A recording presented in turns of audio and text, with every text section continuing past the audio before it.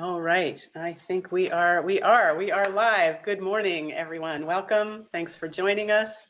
I'm really excited to have a conversation with a good friend of mine, Shane Rhodes.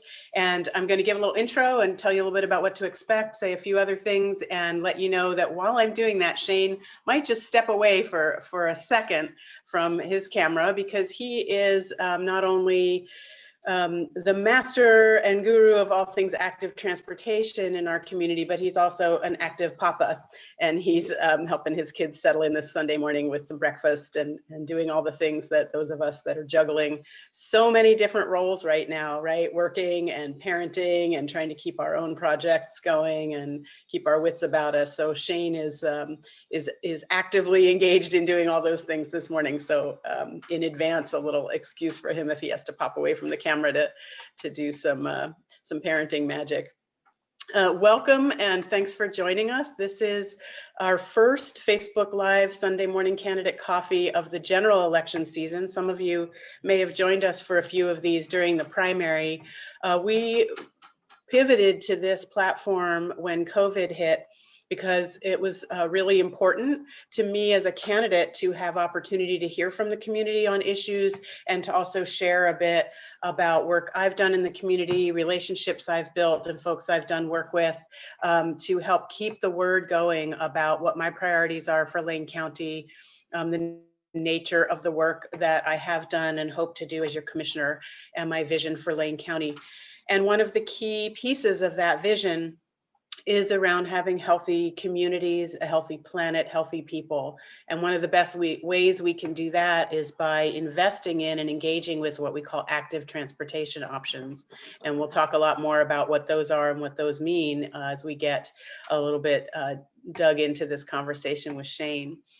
Before we do that, I just want to invite everybody watching, when we're done with this video, to hop on the website, laurietrieger.com, so that you can sign up for our email newsletters. We send those out a few times a month to keep you updated on virtual events like this, other happenings in the community, and just to receive a personal message from me, and also to find ways you can get involved and engaged and support the campaign. We are heading into the home stretch, just a little over a month left now, and we have lots of opportunities for those of you that want to help get the word out, whether that's by calling voters with us, writing some postcards, or doing what we call digital organizing, which is really just messaging your friends to let them know why you're supporting me. So without further ado, let's dive into a conversation with our guest. I really appreciate Shane joining us this morning. Shane and I have known each other a number of years, and we'll talk a little bit more about that in a minute. But the introduction, Shane Rhodes is Transportation Options Coordinator for the City of Eugene. He's worked in the active transportation field for over 2 decades. He's managed cargo bike courier companies, worked in state, local, and national nonprofit boards and committees focused on active transportation. He's taught thousands of youth and adults bicycle and pedestrian safety. He started and ran the Safe Routes to School program for the 4J School District, ran that for 9 years, and we'll talk a bit about that because that's how we first got to know one another. Shane is also a League of American Bicyclists coach, training new league cycling instructors, and he's run all types of transportation option programs and projects for the City of Eugene, including Sunday Streets, Smart Trips, Open Streets, Bike Share, and more. And as I mentioned, he's also the proud papa of 3 preteens, and they may put in a guest appearance in the course of this, as might my cat. You never know. He loves to get in my lap while I'm doing these videos. So welcome, Shane. Thanks so much for being here. And I'd love it if you would just kick us off talking a little bit more about the Safe Routes to School program. That's how we met when I was the executive director of the Lane Coalition for Healthy Active Youth. And talk a little bit about what Safe Routes to School is, its growth and development in our community over the years. Yeah, that'd be great. Well, thanks for having me, and I'm excited to talk a little bit more about active transportation as always. And yeah, Safe Routes to School was how we met, and I think that when I first got involved in Safe Routes to School, I didn't really understand what it was. I was at the time I was working in the East Bay of California, for Peddlers Express there. I was one of the worker owners of a cargo bike courier company. And a lot of my work in bike advocacy and active transportation up to that time had pretty much been around cargo bikes and sort of how we design cities and planning, more focused on, people who were confident riding and sort of experienced bicyclists. But then I'd also dabbled in bike education at that time. I was certified by the League of American Bicyclists as a LCI, a league cycling instructor in Oakland. And then I started to teach adults bike safety education and sort of confident cycling, as we called it at the time. But then was invited over to Marin by a friend of mine to teach some classes and to do some youth education that they were doing in the schools there. And it was actually where one of the first Safe Routes to School programs was in Marin. It was one of the pilot programs very early on in the program. And it's actually where one of the founding mothers of Safe Routes to School, Deb Hubsmith, was operating. And she was the one who really lobbied hard to get federal funding for Safe Routes to School. And that funding eventually did happen. And so at the federal level, money was given to states to to do whatever kind of Safe Routes to School program each state wanted to do.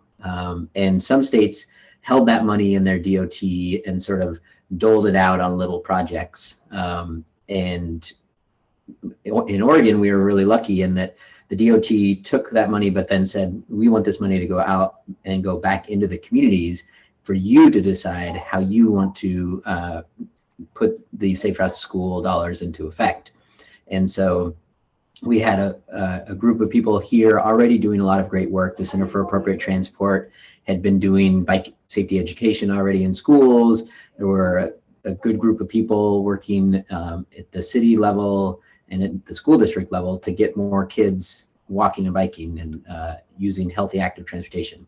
That had already started, but once we had that funding in place, there was this real momentum that was able to build up. And so I was hired as a half-time coordinator.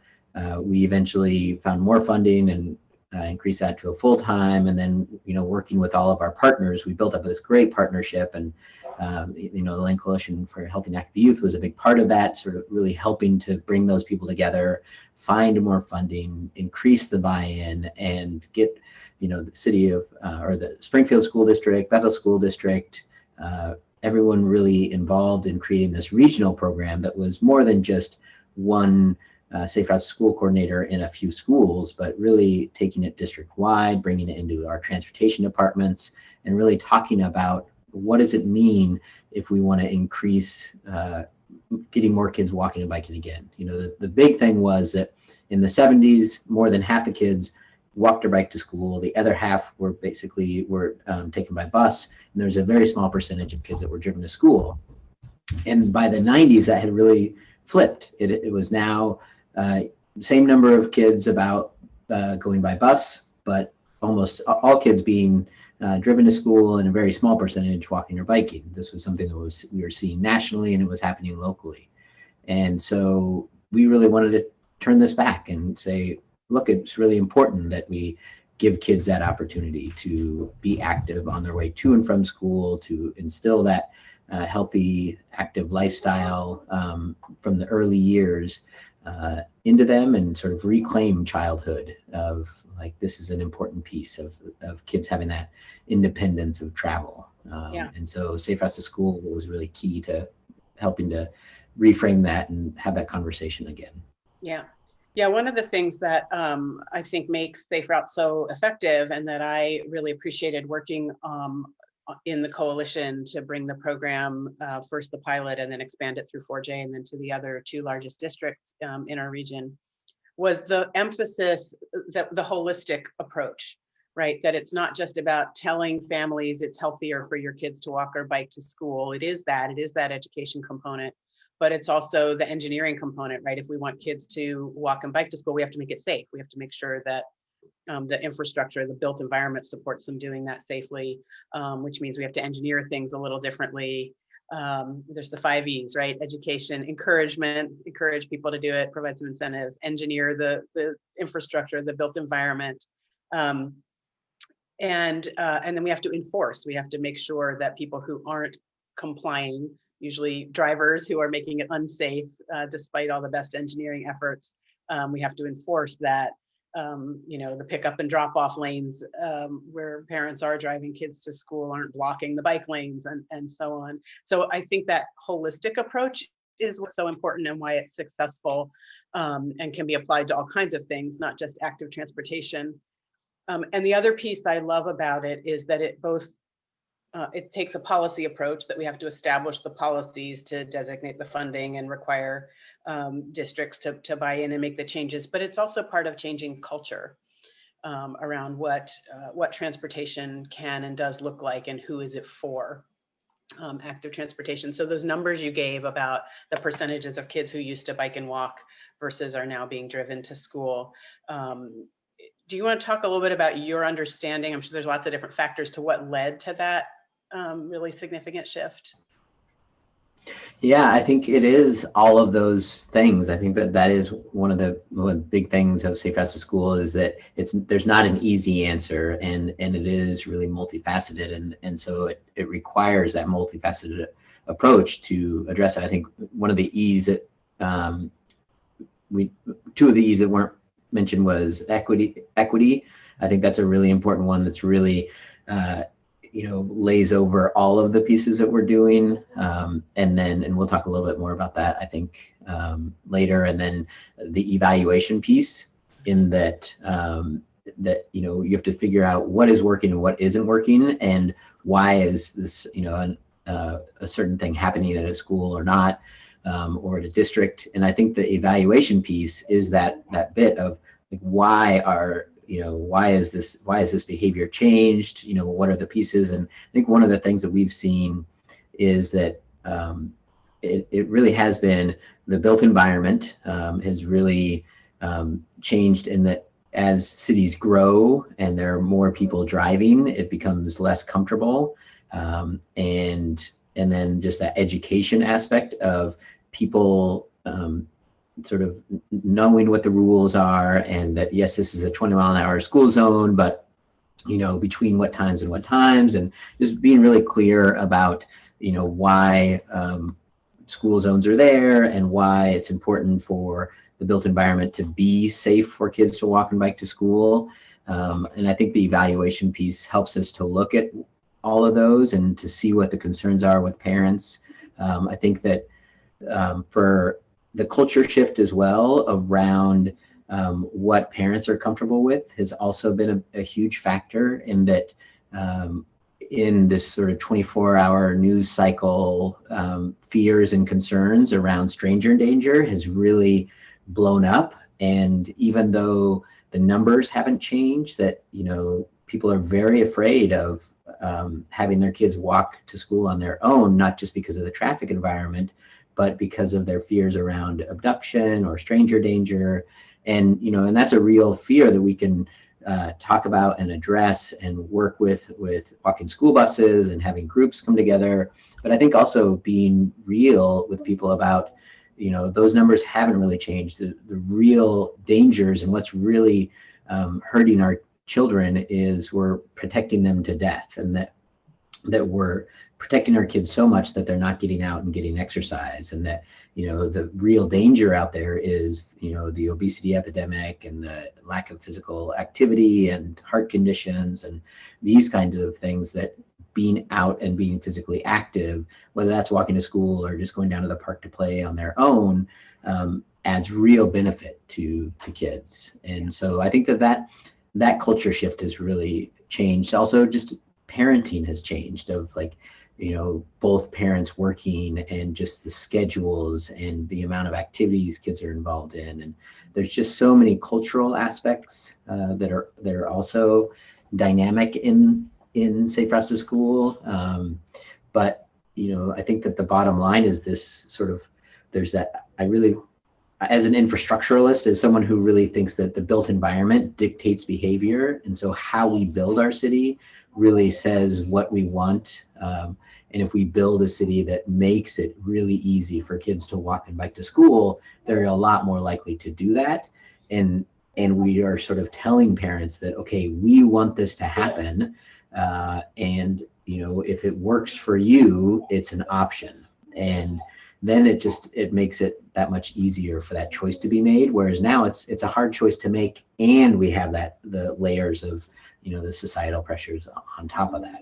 Yeah, and I think that's a great opportunity to talk a little bit more about the equity piece. When we were working together, just developing the Safe Routes program, for example. So two things I would say about that. One is there were a lot of parents that I talked with who would say, I'd love my kid to bike and walk to school, but we can't afford a new good rain gear, and my kid will just get to school soaked.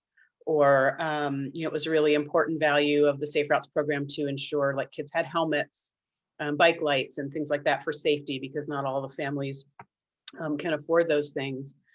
But on a bigger structural side, I love that what you called yourself, an infrastructuralist. How we design neighborhoods and communities absolutely impacts, if not dictates, how people operate within those communities. And over time, and Eugene is no exception, we've developed a lot of neighborhoods without connective sidewalks, without streets wide enough to accommodate a designated bike lane, intersections that are sort of wonky and weird and angled or unsafe.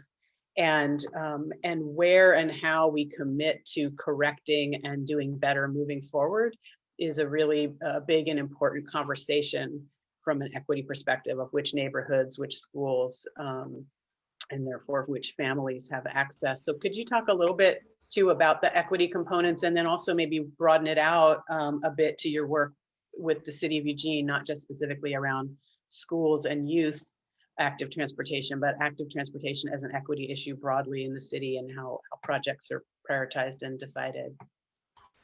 Yeah. I think one of the last projects that I was lucky enough to work on with Safe Routes to School was around the equity piece, and that working with Emma Newman, who is the Springfield transportation planner now, and at the time was a Springfield Safe Routes to School coordinator. She and I did some work on creating a matrix for deciding where and what bike parking infrastructure would be improved at schools.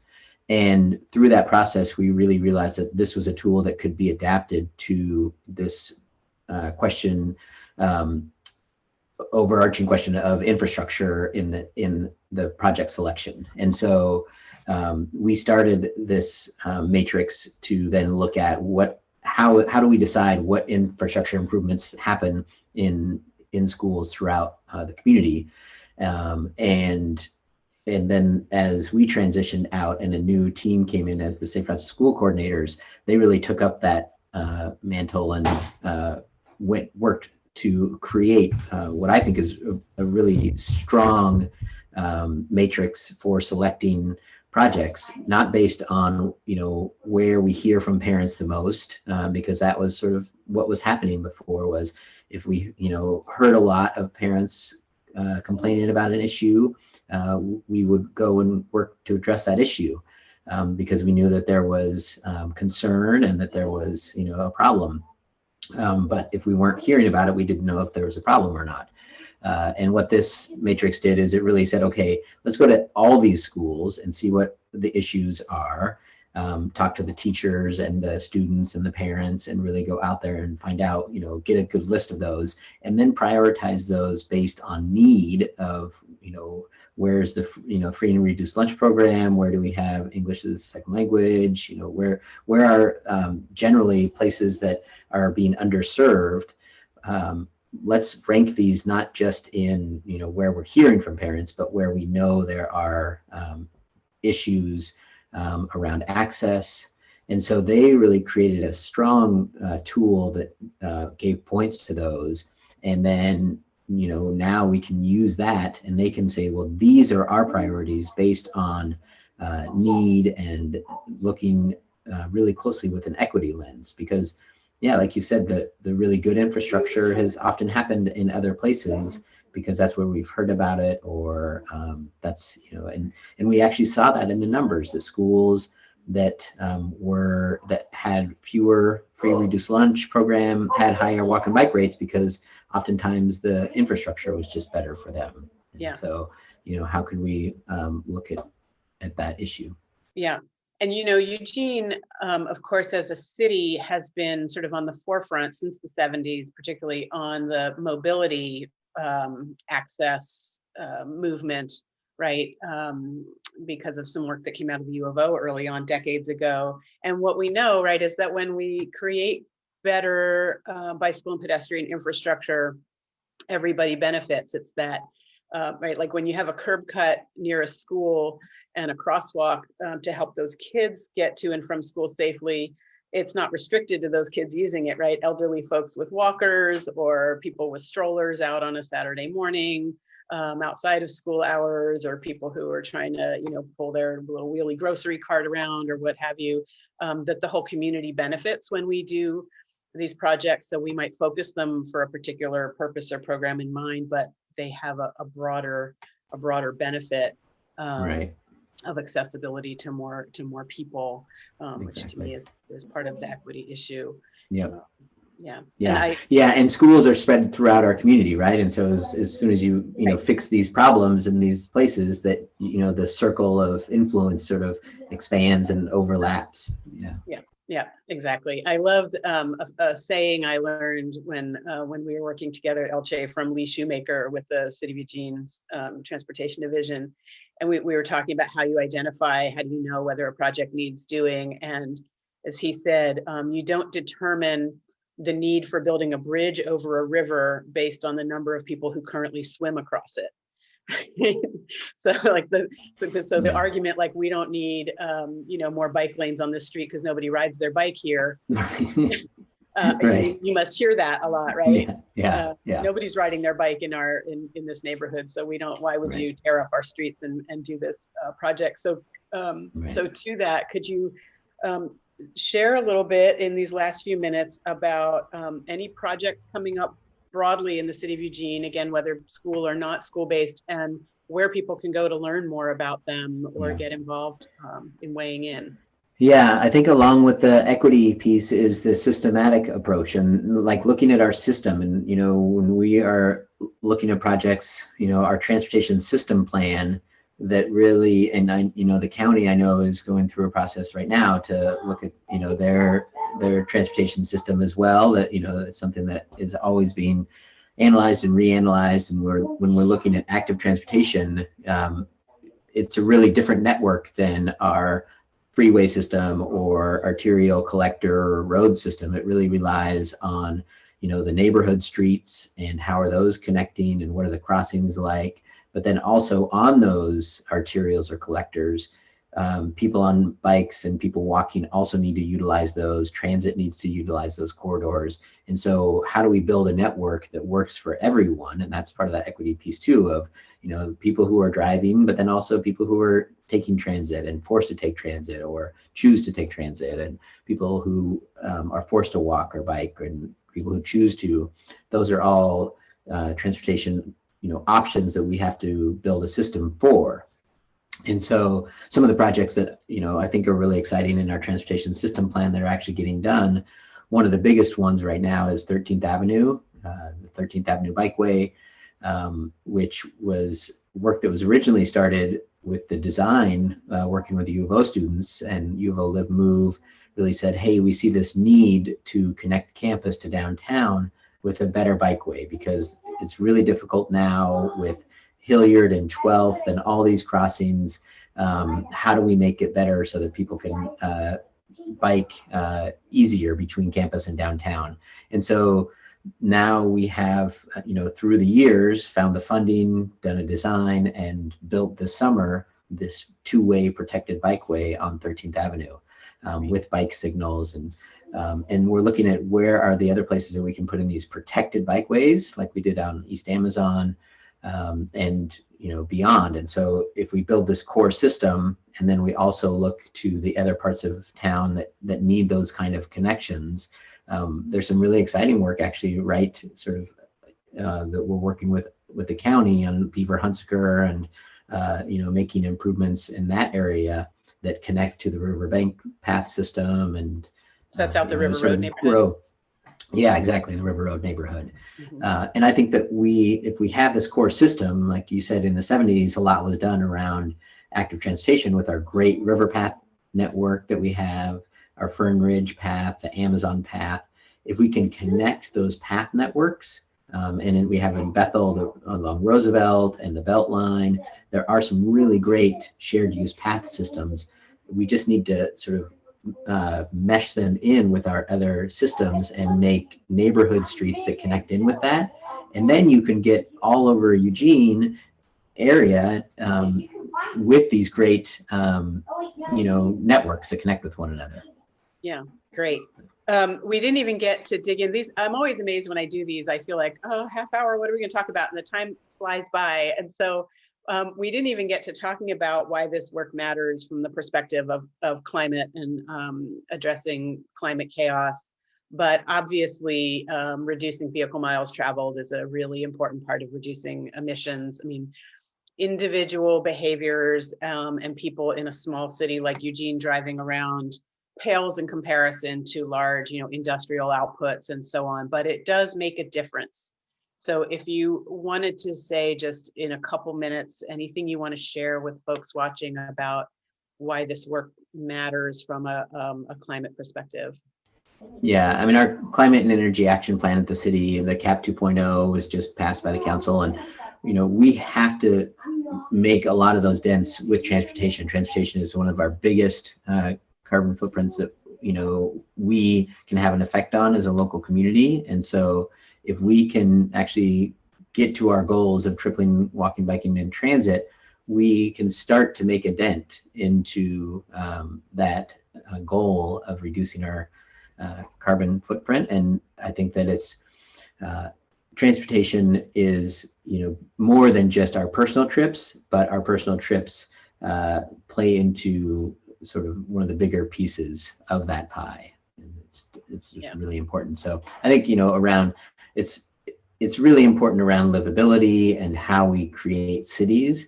And if more cities focus on that, then we have more places that people can choose to use active transportation, and it just becomes this cycle of change that is going to make a big impact environmentally. Yeah, great, thank you. It's all so good. Are there any particular websites or Facebook pages you want to direct folks to learn more about what you're doing or how they can be involved?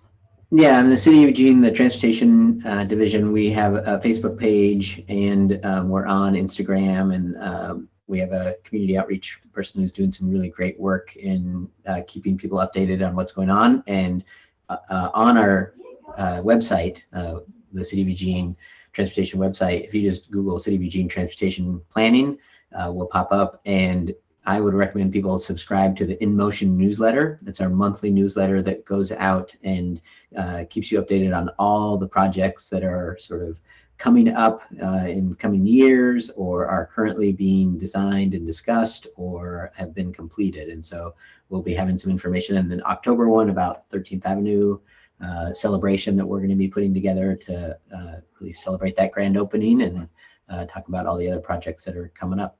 Great. We'll drop some of those links in the comments on this video to help people find them.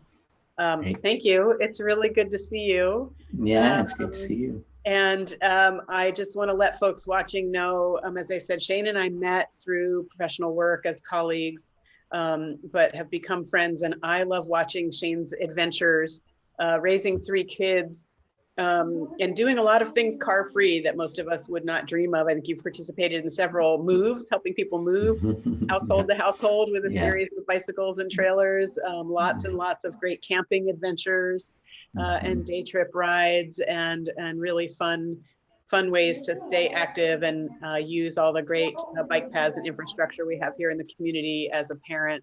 And I just really appreciate your creativity and dedication to parenting that way, and to all you've done to help our community be healthier and have more transportation options. So thank you for all your work and for being a friend. Well, thank you, and ditto to you for all of your hard work at bringing people together to make it all happen. Great. Thank you so much, Shane. Really appreciate it. All right. So we are going to wrap it up here. Thank you for watching. Anybody watching this on Facebook Live, if you know someone that might like to see these conversations, we house them on the video section of our Elect Lori Trieger Facebook page, and we also upload them to our YouTube channel, so people without Facebook can still watch these videos. And just a reminder, voter registration closes October 13th. So if you've moved or have any other changes, or you just want to check and make sure your registration is up to date, just go to the My Vote on the Oregon Secretary of State's website, and you can check your registration, and you can also sign up to track your ballot. Those will start being mailed out the day after registration closes, so October 14th. So you can see if your ballot's on its way to you, and then once you fill it out and return it, that it's been received by the elections division. So really exciting time in campaigns, lots going on. I would love for anyone watching this who hasn't already to go to our website, loritrieger.com, sign up for our email newsletters so you get lots of information updates, and join us as a volunteer. We have postcards you can write and send to voters to help encourage people to participate in voting and to support my candidacy. And you'll get notices about events like this. We tentatively next week are scheduled to have a conversation with Alex Ann Westlake, who's been working, creating a new nonprofit in our organization called Our Community Birth Center, with a group of midwives and other community folks to bring that important healthcare access option to families in our community of a freestanding birth center. So excited to have that conversation next week. And thank everybody for tuning in and watching, and hang in there. Things are rough, but we also have great work happening in our community. And so I hope you can get outside. The sun's coming out, take a walk, ride your bike, and whatever you do, do it safely, wear your mask, and take good care. Thanks, everybody.